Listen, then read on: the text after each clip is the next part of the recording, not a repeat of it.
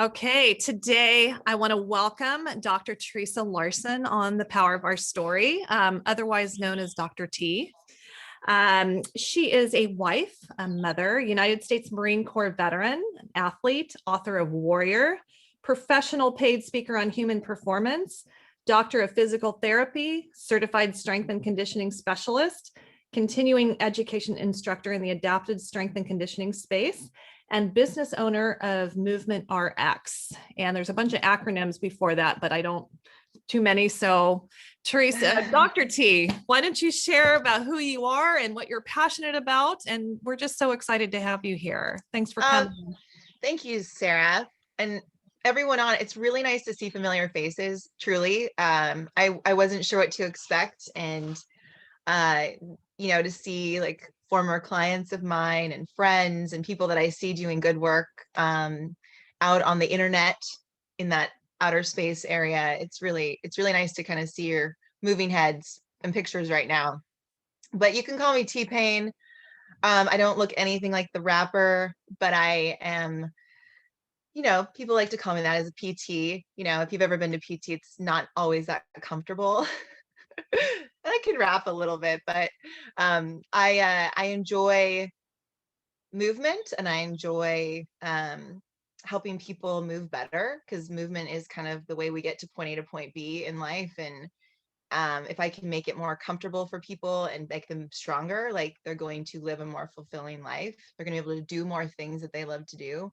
So whether you're someone who's like, retired Navy SEAL, to someone who's an Ironman, Iron Woman, to someone who's just trying to kind of get their active life started, right? I know that I can help you.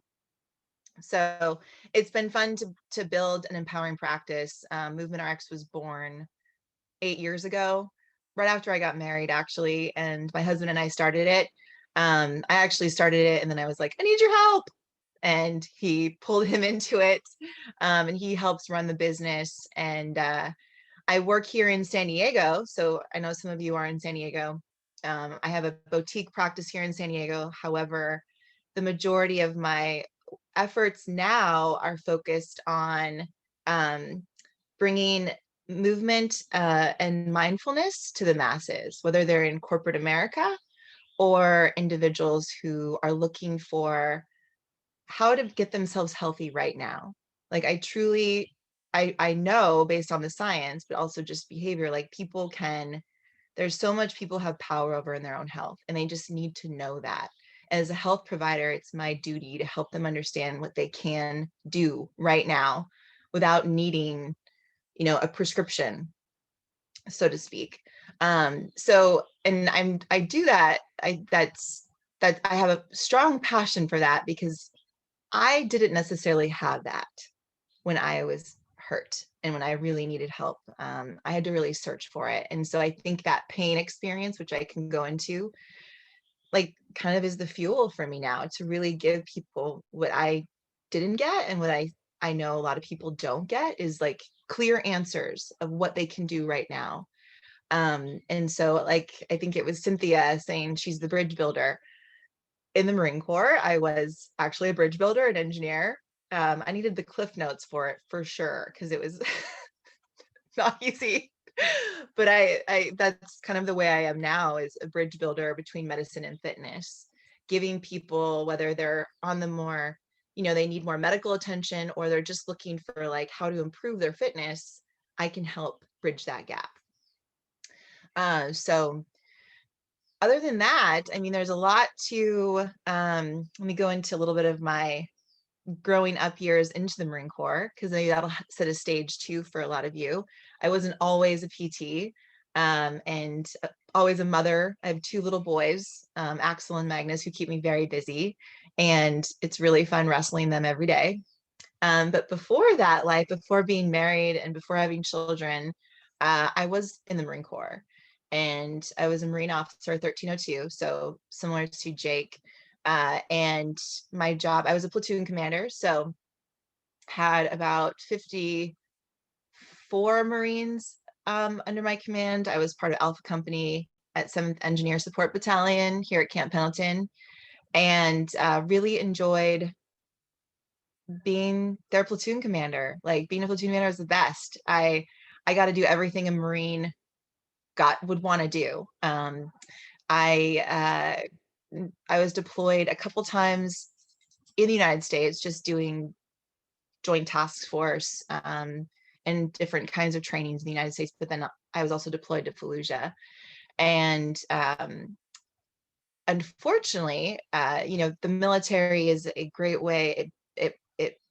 It can accentuate your strengths, but it also will accentuate your weaknesses. And I had a very hard time coping with just the things that I experience on a daily basis as a 22-year-old, just the platoon as a whole, taking care of them as a family, being able to cope with the things that I would do each day, down regulate. I know that term now. At the time I didn't. For those that don't know, down regulation, it means like trying to create a calm rest digest state at the end of a day or during your day to like help you manage and process what is going on. And I think just the job and the pressure and the stress of just the day in and day out, and already of having kind of disordered eating patterns in college, made that the Marine Corps, it got worse for me. And so I coped with the daily stressors with exercise and food. And so, but anyone that's aware of addiction, or, have ever had an addiction, that was my way of coping. And like others may use alcohol and or drugs, I used food and exercise. And of course, nobody could tell because Marines are fit. I needed to be fit and I ate, right? So I was good at hiding it, and I was good at hiding the secret. And it was a secret for a while. And my two brothers were Marines too, and my father was in the Army, so military was in our family. But speaking up about it, it was not something I wanted to do because I didn't really acknowledge an eating disorder as like an issue. I was like, well, this is just, I didn't even call it an eating disorder. I just have a problem eating with food. And I didn't know why. And I didn't take the time to know why. So I was like, well, I'm a Marine. I'm going to take care of my Marines. I'm going to do my mission. I'm going to deploy and do my job. And this eating issue is just going to go away. Of course it didn't go away, and it got worse. And so I ended up having to ask for help and go down the path of getting help, which was not a downhill journey. It was very much an uphill journey. And thankfully I had amazing support from the Marines. So the Marines in my platoon were my family. And I actually really loved doing my job. I loved being an engineer. I loved running around with weapons. Like, I loved what I was doing in Iraq. The last thing I wanted to do was leave. However, I also, in my corner, had an amazing father who had already lost his wife, right? And he'd already just struggled so much with like loss in his life. And he was like, Theresa, you're on your own roller coaster. Like you're I don't want to lose you too. Like the Marine Corps will go on. And the truth is you're at like war with yourself versus, I mean, yeah, you're at war, but you're at war with yourself. Like you got to jump off sometime and get help, or else I don't know if you're going to last. And he was really the only person I talked with over the sat phones. And besides I call him D-bag boyfriend at the time, but didn't talk to him too much. Just putting it up, being real, but my dad was the man I talked to the most. And he was like, he didn't tell me what to do, but he just was like, look, you need to protect your life too. You matter. It's not just your Marines that matter. You matter too. And you matter to me. You matter to other people. And because I was out in Iraq, I was doing things that women weren't even technically supposed to be doing at the time. Like we were searching for landmines, we were running convoys. I was technically in engineer support, but there's no front lines in Iraq and Afghanistan, for those of you that have been there, right? And I loved what I was doing, but I was sick, and I was functioning at maybe 65, 70%, sometimes less, depending on how nourished I was at the time. And that's not okay as a leader. And so it was important for me to, it was a really important acknowledgement time of like asking for help and saying, okay, I do matter. Like that.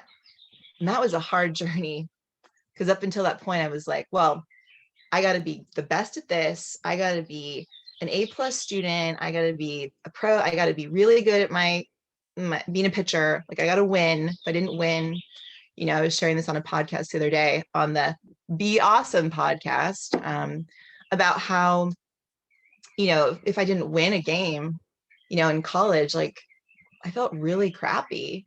And so there's just a roller coaster that I was on. And so I think at that point when I was in Iraq, you know, fortunately, unfortunately, I was able to say, all right, I got to put myself first and take care of myself so I can better take care of everyone else.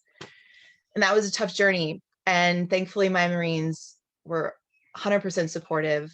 People on the outside, you know, from my platoon didn't understand clearly, but I had to cancel out that noise. And, you know, I mean, I could go into a little bit of even like backtracking even more. You know, there's always why addictions pop up. There's a million different reasons why addictions pop up. And I know that at one point it was a choice, not to have an addiction, but a choice to succumb to some of the behaviors that was with my addiction. But I lost my mother when I was young, was raised by my father, and had 2 older brothers, and very competitive households. And just, you know, got my self-esteem from accomplishing things. I got noticed from accomplishing things. I got noticed for being really fit. I got noticed for being smart and doing well in sports. And that kind of just fed my self-esteem. And there was actually a fairly big distinction. You know, I'm 40 years old now, but when I look back, a huge distinction between the way my environment, the people in my environment treated me pre-mother passing to post-mother. I don't know what's the movie. It's the book is actually way better. The Art of Racing in the Rain. And it's there was a moment in the movie where they were at the bus stop, and the dad, like one other dad, was asking, you know, the little girl and the dad, like, what's going on with your mom? And they're like, well, she has brain cancer, you know, and they're like, oh, okay. You know, people oftentimes don't know what to do when you've got families struggling, you don't know what to say. And at the time, like before my mother was passing, of course, it was a challenging time in our household. She was sick since I was 4 years old, from 4 years old to 10. And she was, you know, she passed away in our living room, and we took care of her.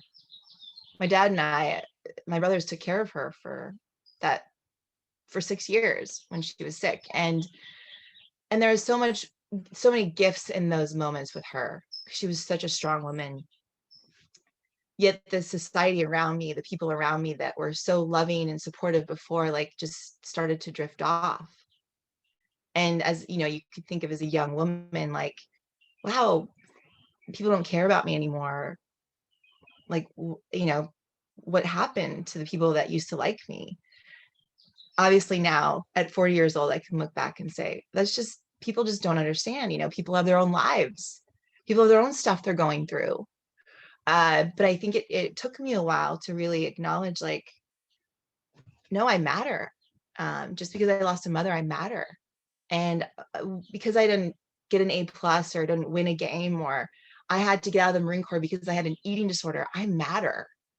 And so it took me a while to get there, but I am there.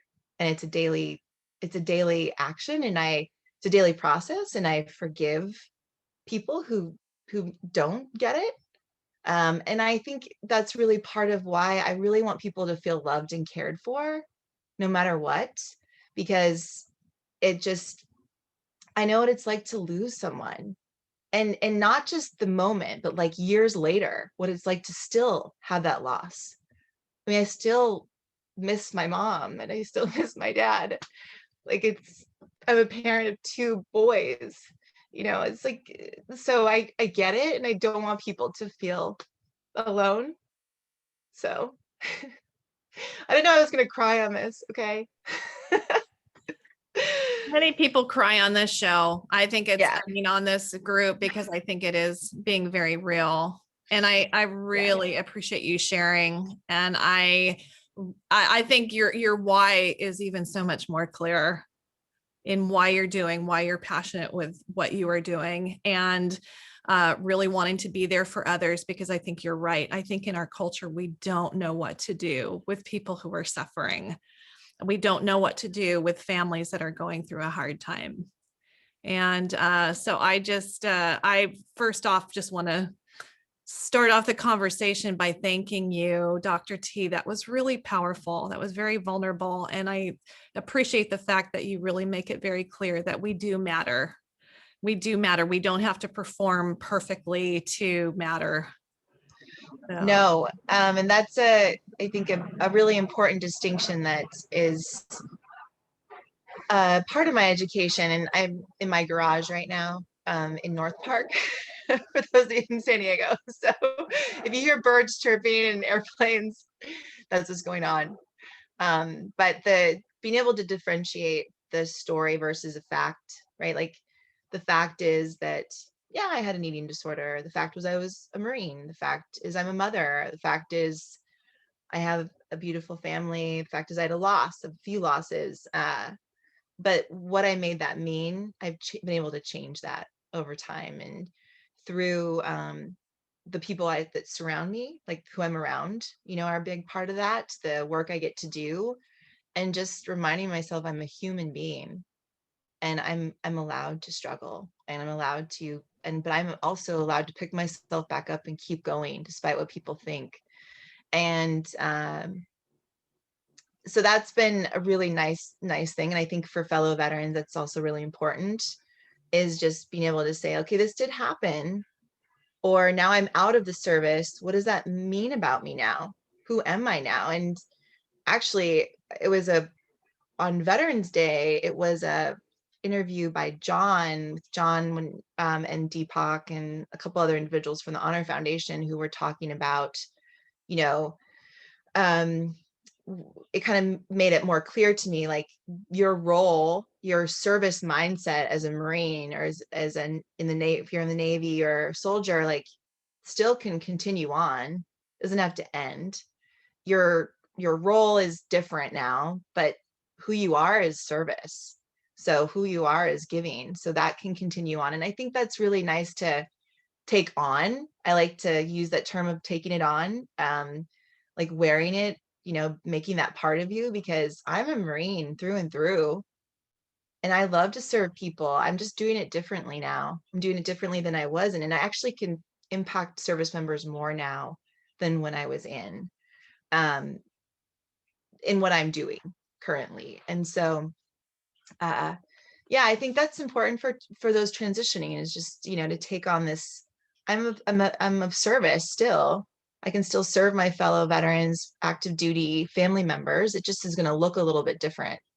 Just like when I work with adaptive athletes, those individuals who've had permanent injuries, traumatic brain injuries, spinal cord injury, missing limbs, like they're going to go and do CrossFit and all the, a lot of the individuals that were into it before are going to do it again when they got after their injury. But how do they do it well with their new injury? How do they do it now that they're in a wheelchair? How do they do it now that they have a missing limb? Right? What is their life going to look like? And so that's kind of the power in, let's just learn to move well and think well and be in this new normal, versus try to be like we were. We're just here now. Who are we now? And be the best you can freaking be right now. Because it is different. I mean, I'm a mother. My body has changed completely. Also the things that are important to me have changed. I used to I wanted to be cool at one point. There was a part of me that wanted to be cool. So that's who I surrounded myself by. And where did it get me? Really nowhere. The road to nowhere. But then I decided, who is making the world a better place? those are the kind of people I want to be around. And so, thanks, John. I'm doing kind of cool now. I can keep up with the 6-year-old boys in my neighborhood, and I can skateboard. And so, you know, I'm very grateful for this life, and I can say there was times when I wasn't, that this life seemed like this is just too hard, you know.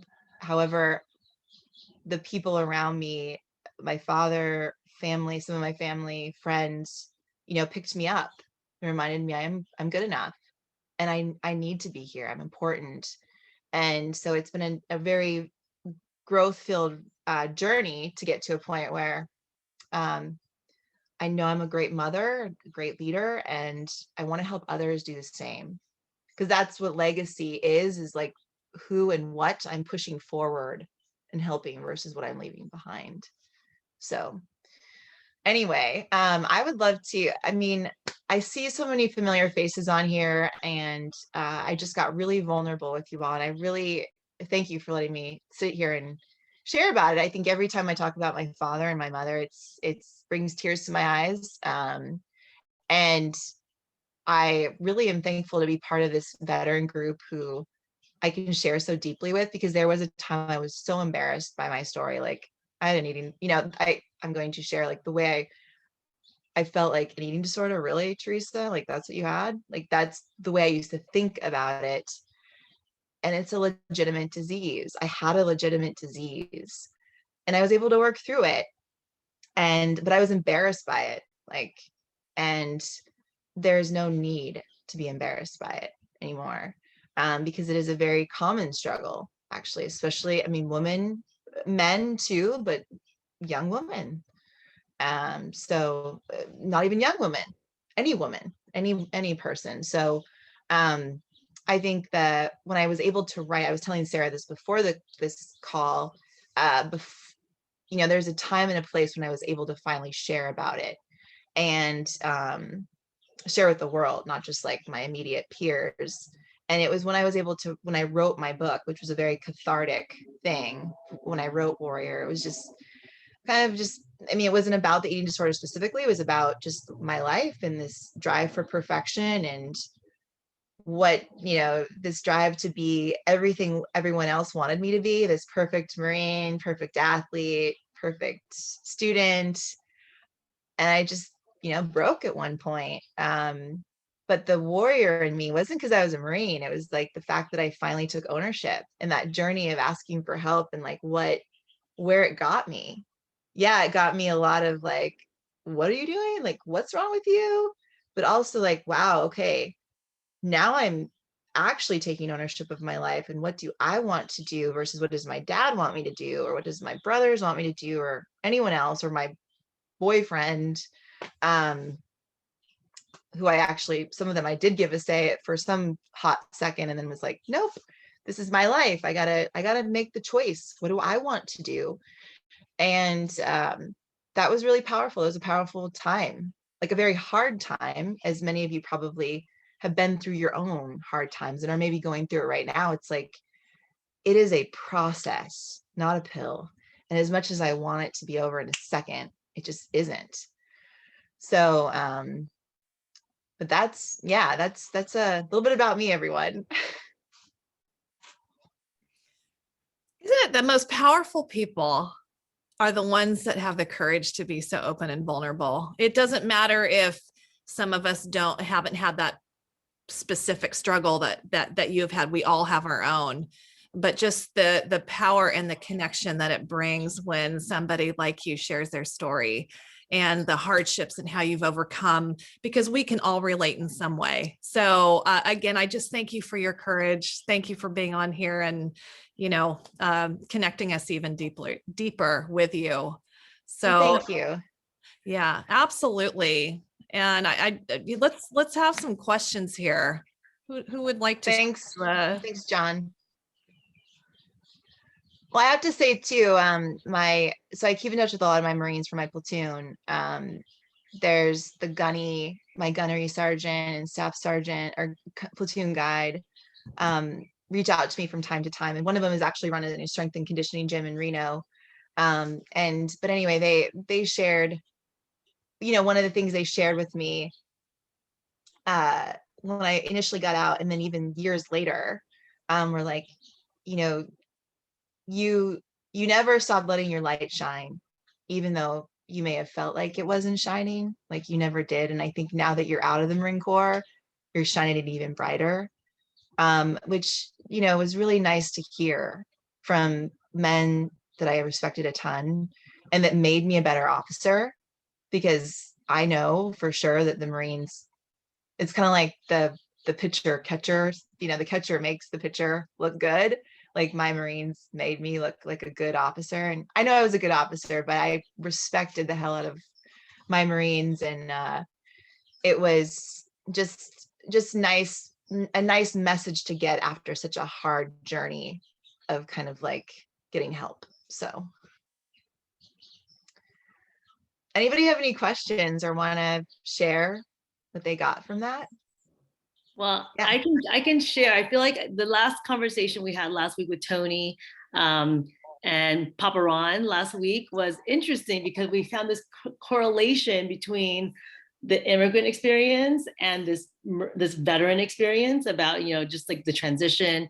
And even more so with this conversation with you, I'm like, oh my gosh, like this feeling of like, I have to live into other people's standards, other people's expectations of me. Mm-hmm. That completely resonates with me. So it's not really a question, but just like, there's so much that you say that resonates. And I feel like we should just grab a cup of coffee. I'm just in Los Angeles, come down to San Diego.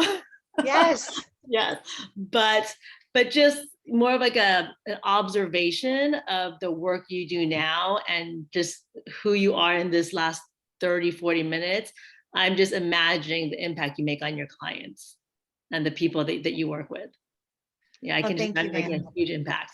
Yeah. Well, I know that. So one of the things that was pretty powerful for me when I did write my book and just start doing more of this open work of like sharing pieces of my story to help people understand they're not alone. Really, that's why. But like, it made me so much aware of humanity, the fact that this struggle is so common, right? It just, underneath the surface, we're all very similar, but on the surface, we all look different. And the way I struggle maybe a little different than the way you have outwardly, but internally it's just like, are we good enough? Are we keeping up? Are we, all the things. So I that helped me feel more connected to humanity, more connected to my fellow service members too, that were like, oh, Theresa, yeah, I get that. Like, thank you so much for writing this, because I now like understand, and I'm like you. And there's a lot of, actually, I work with NSW down here. So there's a lot of actually special operations individuals who also shared like the exercise addiction piece. And it was just interesting, right? I didn't expect that, but that was what I also found, was that by sharing vulnerably like this, which feels powerful for me now, 10 years ago, it wouldn't have been, because I was still in it, but it gives other people the authority to say, the almost not the authority, the permission to say, okay, I need help too. Or like, it's okay to ask for help. It just, if you look at other authors, like I say Brene Brown, but like Debbie Ford and other ones that I, Gail Simak Limon, I always mess up her name, but I, she shares vulnerably, they share vulnerably in their books about their own life. And it's almost like, oh, wow, I don't feel alone. Like, this lady says that. So that's where I have found that being able to do things like this has been super powerful. And I actually then did a TEDx talk. I did a TEDx talk about 4 years ago. I know this because it was right after my child was born. And I was like, what the hell am I doing a TED talk right after Magnus was born? This 11-pounder, where I was in this fog of baby for like months. And I was like, how am I going to remember anything? But I did a talk on what it means to be a warrior. And it's just that ability to ask for help and take ownership of your life, and what does that look like. And I think, for me in my profession as a health provider, like that taking ownership, there's a physical component to it, which I have found as a scientist super powerful. Whereas sharing things like this is great, and doing talk, and even I actively see a therapist, but the physical things that I can do, like meditate and do breath work and choose who I talk to and be around, and the movements I do, like even research shows moderate intensity to low intensity is actually more therapeutic than high intensity functional fitness, which is what I loved to do when I was in my 20s, or I would say addicted to in my 20s. And so now, I'm taking these physical things of how you can provide yourself self-love on a daily basis and offering that to people, but also sharing like, hey, these things have been really impactful for me, because we don't have a lot of time. Well, we have time, we all have the same time, but like life is pretty hectic and chaotic. So like, how can we take care of ourselves right now without having to make a million appointments, or wait for a doctor to tell us some diagnosis? It's going to be like, okay, well, I just got to move anyway. Like, let's do some things that we can do to help let's do things that we can be proactive about our health versus wait until we're sick. And so for me, wellness is not just like this is, drinking kombucha and eating spinach. This is like a nice to have, like it's a need. Like wellness is your self-care. It's my self-care on a daily basis. And I don't like being a Marine officer. It's like, I can't tell my Marines to do something I can't do. Although building bridges was hard. I had to get the Cliff Notes for it. But like, I'm not going to tell people to do things for their health if I don't do it too. So, yeah. But thank you, Van, for sharing. And I would love to have coffee with you in person, for sure. I'm gonna ask also, can we go like on a walk around Balboa Park? Because I know North Park is literally like right next to Balboa. Yes. And it's my favorite place in all of San Diego. So after you meet with Vaughn, then you and I can go take a walk. I'm only up in Temecula, not in LA. So I live 10 minutes You're away in from Temecula? you too. So we've got we need to actually do a meetup in Panama 66.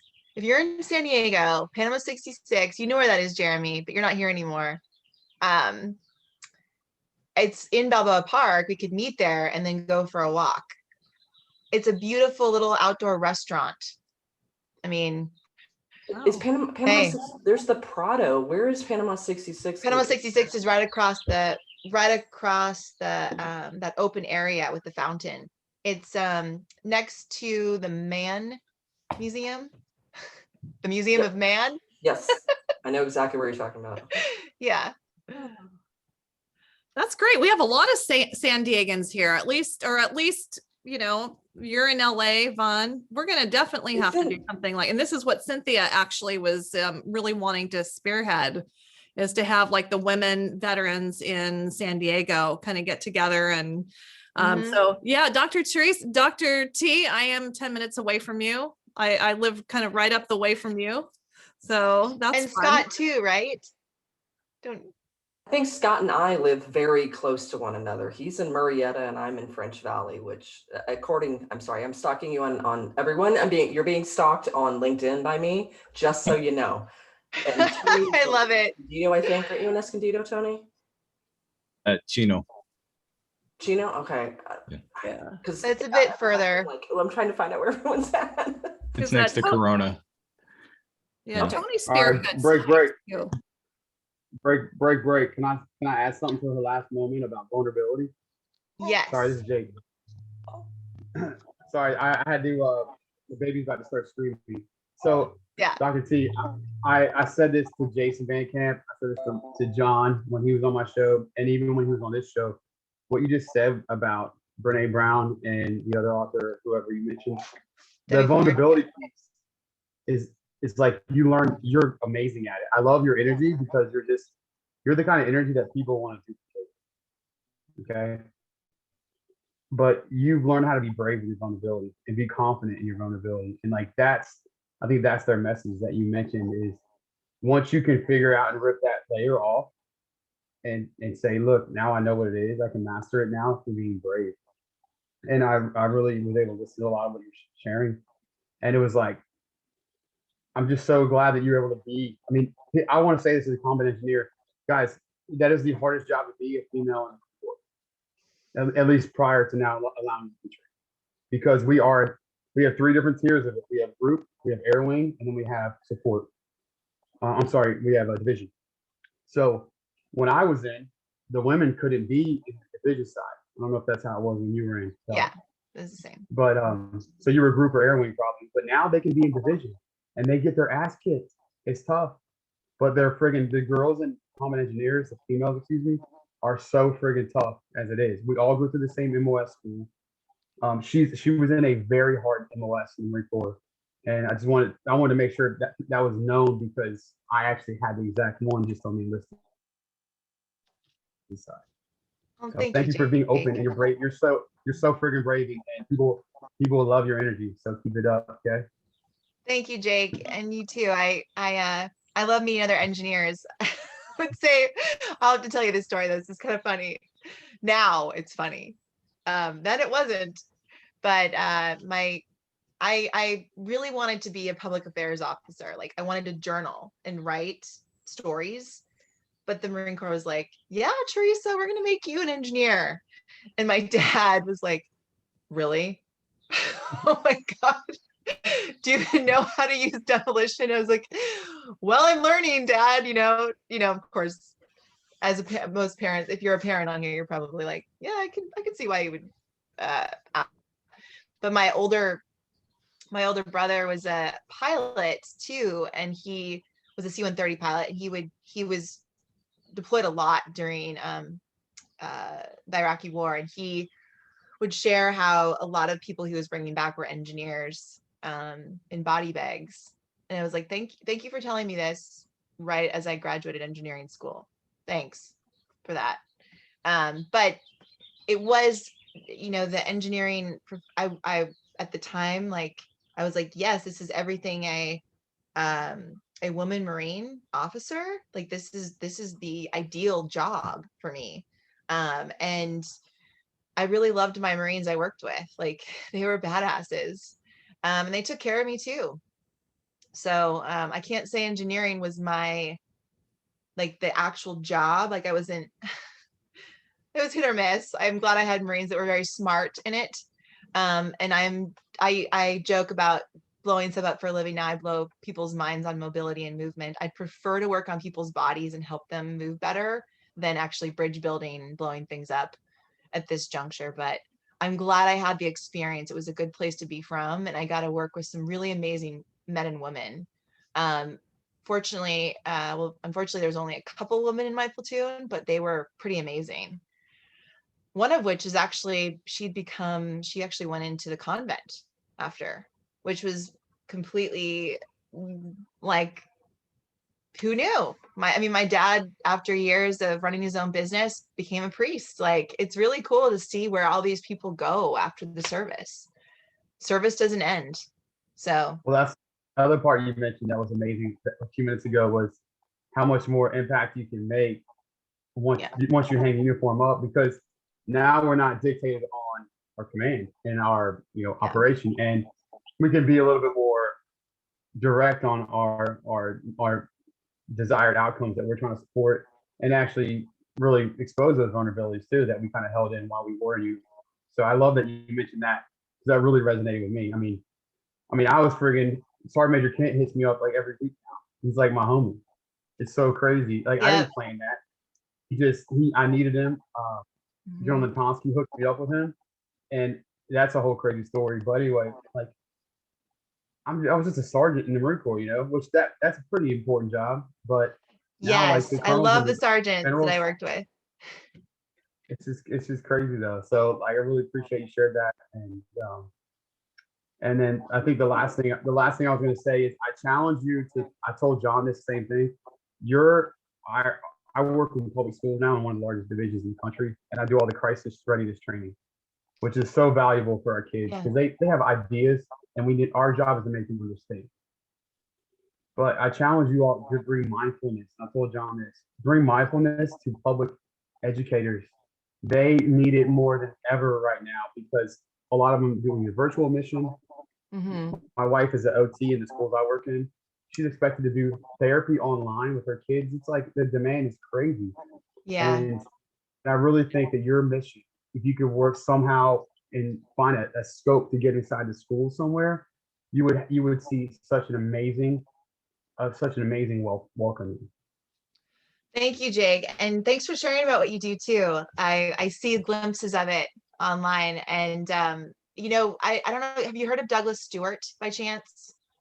No. It's so we're actually working to implement our mindfulness and movement seminar and experience through that network, because they work with a lot of public school systems. So we're working on it for sure. That is something that and even like we're making connections with some superintendents as well. That's great. Well, anything I can do to help. I just got done Yeah. a scope cohort through the whole state of Virginia. So I was with 50 plus different localities, and I have a lot of connections. I told John the same thing. Like I want to be a bridge, like the other lady on here mentioned, to anybody that is making this world better than we found it. So. Thank you, Jake, and same. And anyone else on, if I can help you in any way, whether it's just through this or connecting you with someone I know, or helping you in your transition or whatever you're going through, or can guide you, I've got a lot of great referrals and health professional friends who think outside the box. Happy to do that. Happy to help you. And I did put Dr. T's contact info in the chat. And Scott, were you going to ask a question before we kind of wrap things up? Yeah, if you don't mind, I'll try to be. Go ahead. Yeah. I've got so much spinning up here right now because there's so much to talk about, but to kind of neck it down for me, what I get from you, Theresa, is the similarities thing. We are so very similar. We have the different facade, if you will, but that's the thing that I really try to focus on is, for me, I had a lot of death in my family when I was younger. My dad died when I was young too. I've got two daughters. My youngest reminds me so much of you. She was an athlete, an A student, a performer. She always wanted to please. And those are good things, but they also create, some of the issues that you speak to so well. And the fact that you're so vulnerable, who you are in doing what you're doing is such a major thing, because people look up to folks like you. You went to college, you were an athlete, you're a Marine. Look at what you're doing now. And to see you on the stride that you're on, this does my heart so well, because I'm thinking, man, I hope my daughters do, similar things to you in terms of knowing who they are as a person and sharing that with people. I think you elevate men and women, and it's a very good thing. It does my heart well to see, you and your husband and your kids thriving because of a lot of what you do. And I know your parents would be thrilled. Thanks, Scott. That means a lot. Truly, like all of you sharing here, I feel like I'm getting a lot from this. Like it means a lot to get feedback, supportive feedback. Like my husband in in his phone next to my name, it says encouragement. That's my love language. Like he's just, and so it means more than you know. So thank you, Jake, thank you, Van, thank you, Scott, Marina. Yeah. I'd love to share if we have a quick minute. Okay. Theresa, that was wonderful. I just have to let you know that I remember when we got nominated and we were finalists for the women's what was it called? Empowerment. Influence thing, yeah. Influence, that's what it was, women of influence. But I remember looking at your bio and looking at your story, and I'm like, wow, what an amazing woman who has accomplished so much. I was like, I'm just honored to share this stage with her. And then hearing you today, hearing about your vulnerability and hearing about your struggles and hearing about, you kept referring to yourself as being human, which we all are, but it was just so beautiful how you were your authentic, genuine self. And it was just you. and it was raw and it was beautiful and it was strong and vulnerable. And I appreciated that so much, because I think more people need to be able to share what they're going through on a personal level to make them relatable to other people. And I shared my story probably about 2 weeks ago, and I was my most vulnerable, authentic self. And I felt like I had so many similarities to you in different ways, but very similar. And I appreciate you just being you. And I want to look at your TED Talk. I think it's going to be amazing. Like, I'm going to connect with you afterwards. I want to hear about your TED Talk. I want to hear about what's going on with you. And also wanted to hear more about your business and how I think I might be able to benefit from what you do, because I live in extreme pain from my military service as well. So, but thank you so much. Appreciate everything that you said and did today. Thank you, Cynthia. That means a lot. And we're all connected more than we know, which is a beautiful thing. I love the author, Pema Chodron. I don't know if I'm saying that correctly, but she wrote a number of books that are really good, actually. And if anyone reaches out to me via LinkedIn, I can share the links with her, but she's got a number of books. One of them is The Gift of Uncertainty. There's one of them is about being scared. Anyway, she's like, her work, Brene Brown, a lot of these authors are very connected in the what they speak about, and they actually, like, you know, are in the same similar profession. They're licensed clinical social workers or worked in that field. But yeah, it's nice to know that on a cellular level, we're so similar. The outsides look so different. We experience things differently on the outside, but on the inside, it's very similar. Similar struggles. And if you do want to join me, though, there's this exciting new thing that John and we've created, because our mindfulness and movement seminars have been really fun to do with companies. And so we're bringing it to the individual. It's called the 21-day mindfulness experience that, you know, John, you can hear John's meditations each day on, but there's also movement education classes, mindful eating classes, all things that I'm taking, because my staff is a bunch of inspiring individuals. But it's kind of this group effort to bring mindfulness and movement to people in their homes on a daily basis in short snippets. And there's very much a connection and a tribal aspect to it. So if you want, and if you feel like you need a little kick in the butt, or like just like a refreshing reset, this isn't even a kick in the butt experience. I shouldn't have even said that, because it's not about a workout. It's about like learning to rest, learning to like care for yourself, and like feeling like you can connect with John and I and my team on a daily basis. And My back is killing me so bad right now. oh, someone's back hurts. Oh, Hey, Dr. T. I didn't realize I was on mute. It's okay. Sorry. You're Dr. T, okay. If your back is killing you, you need to work with us at some point. I can help Hey, you. Dr. T, my battery's fixing to die, but Yeah. I just want to tell you what you just said resonates so deeply in my soul. You know, my two daughters lost their mom 11 years ago, and you know, I'm now in the journey to become a licensed therapist. But my daughter, who was in the wreck with her mom, just told me that she wants to be an art therapist to help other kids work through their trauma. And so I am so getting your book for her. What an inspiration. Oh my gosh. I needed this today. I'm glad, Shannon. Thanks. And since I won't get to see you, happy Mother's Day. I Thanks. wish all you ladies the best. Thank you so much for what y'all do. I've got 7 children and 12 grandchildren. Oh my goodness, you are a busy man. And my wife is a nurse. So Wow. it's thank you so much for what you do and what you've done. Thank you, Shannon, and you're welcome. And God bless your daughters too. Well, Well, listen, it's after the hour now. You all have just shared so beautifully. I tell you, I love this crew. I love this tribe. Yeah. Love seeing your faces come on all the time and add so much to a great conversation.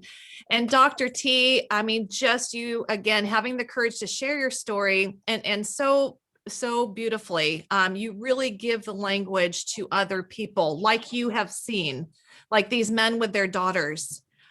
This is powerful. I'm recording this and I'm having Dr. T look at it, but stay tuned because you can send this link, this YouTube, to your daughters and to anybody else. So Dr. T, is there anything that you want to leave? What message do you want us to leave this talk with today? Oh, wow. Like a grand finale.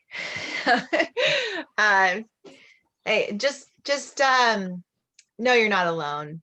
Like when you know you're not alone, and life is like this experience together. Let's keep it going. Like keep connecting with each other. Don't wait to tell someone you care about them. Don't wait to tell someone you love them. I mean, life, like the future is the future. We don't know what's going to happen, and the past is the past. Leave it in the past. But like, if you really take on life as right now, your relationships, your way of being will start to blossom even more than you think. And I'm 40 and I've just started taking this on full time like a couple of years ago, and it's been awesome. Like it allows me to be as vulnerable as I am with you, and it allows me to shine my light a little brighter and not consider like, what are people going to think if I say this or that? It's just, we're human beings, and this is what humanity, this is it right here. So that was a number of different tips, but if you can take one thing, like life is now, so don't wait to do something to take ownership of your health, or tell someone you love them, or you're sorry, or whatever. Even yourself, don't wait to tell yourself you're good enough. Self-compassion. That's what we forget, huh? That's yeah. Yes. So beautifully said. So beautifully shared. Thanks. Thank you. Thank you so all much for coming on. Of course. This was, I had no idea what to expect, and I will be on more of these.